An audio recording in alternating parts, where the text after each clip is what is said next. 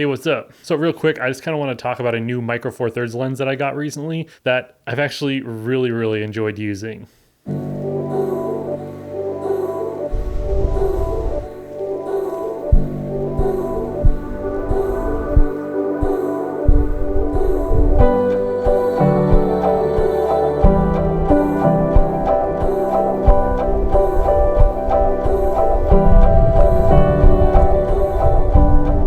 So the lens in question is this guy. This is the Olympus 12 to 40 millimeter f2.8. Now, if you watched this video, you'll know that I have recently switched to the Olympus EM1 Mark II. And since I'm trying an Olympus body, which I've never owned an Olympus camera before, I thought I might as well try an Olympus lens as well, because I've never actually used or owned an Olympus lens either. So if you've been in the Micro Four Thirds system at all, basically everyone's gonna tell you that you need a standard zoom lens.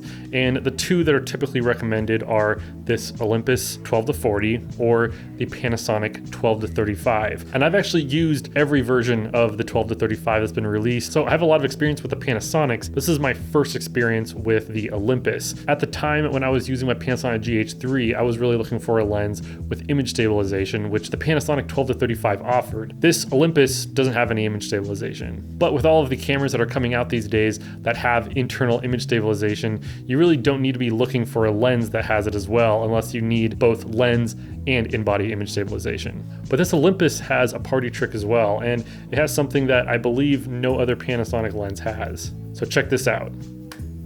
Yeah, that's manual focus with hard stops. So you have true linear focus on a Micro Four Thirds lens, a native Micro Four Thirds lens with autofocus and a manual focus clutch that you can actually do manual focus pulls with. Now, this was really intriguing to me because doing manual focus is something that I've really been getting into a lot more these days. That's why I buy a lot of vintage lenses and stuff like that, because there's just something about being able to control your focus manually and pull focus yourself as opposed to relying on what your camera thinks you want to focus on. After using this lens for about a month now, I really like that manual focus clutch. This manual focus clutch comes in clutch. All right, that was stupid. Something else you'll notice about this lens is that it's a 12 to 40 instead of a 12 to 35. So the 12 to 35 is the traditional 24 to 70 focal length, whereas this is a 24 to 80 if you're talking full frame equivalent field of view. One thing about this Olympus lens is that it is not parfocal, but here's the cool thing. If you're using something like the Olympus EM1 Mark II or any of the Olympus cameras that have really good autofocus, you can do really slow zoom ins, and because the autofocus is so good, it'll almost be like it's a parfocal lens because the lens will stay focused on whatever you have it focused on as you're zooming. So that's something pretty cool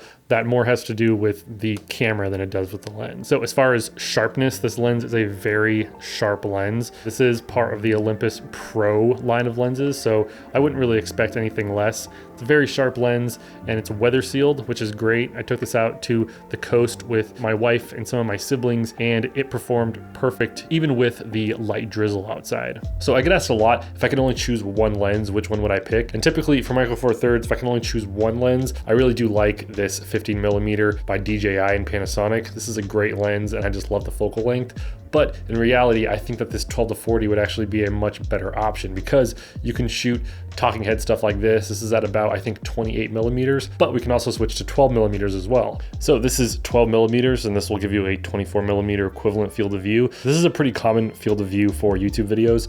Lets you get pretty nice and close to your lens. And at f2.8, you do get some pretty nice background separation. Granted, your background is far enough away from you. But yeah, if you only had one lens, this Olympus 12 to 40 would be a really great option.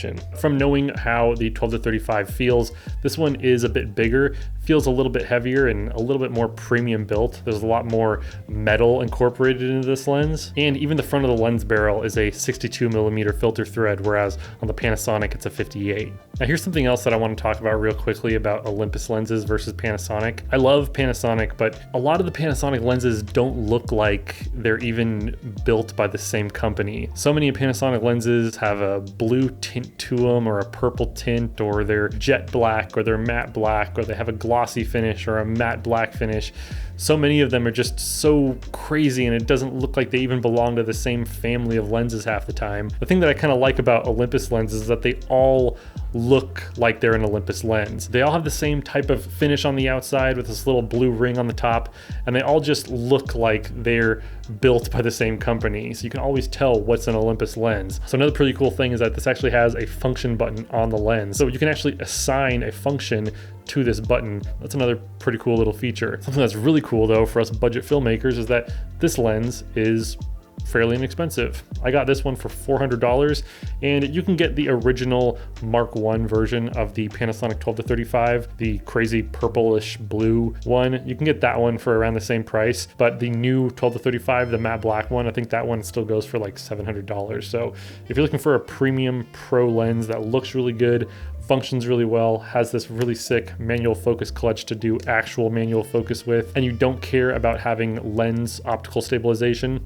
I would definitely say look into this Olympus 12-40. Anyways, I hope you enjoyed this really quick little review of this 12-40 lens. I had a lot of fun making it. If you did, it'd be cool if you hit the like button. If you'd like to watch some more of my videos, you can click on either side of my face. Thank you so much for stopping by, and I'll catch you all next time. Later.